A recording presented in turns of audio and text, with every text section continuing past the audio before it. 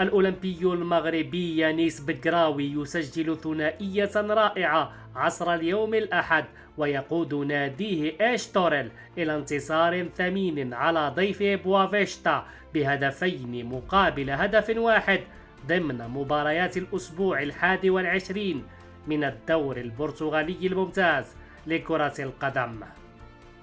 ورفع الأولمبي المغربي رصيده إلى 5 أهداف وتمريرة حاسمة من أصل 13 مباراة رسمية خاضها بقميص النادي البرتغالي هذا الموسم في الدور المحلي.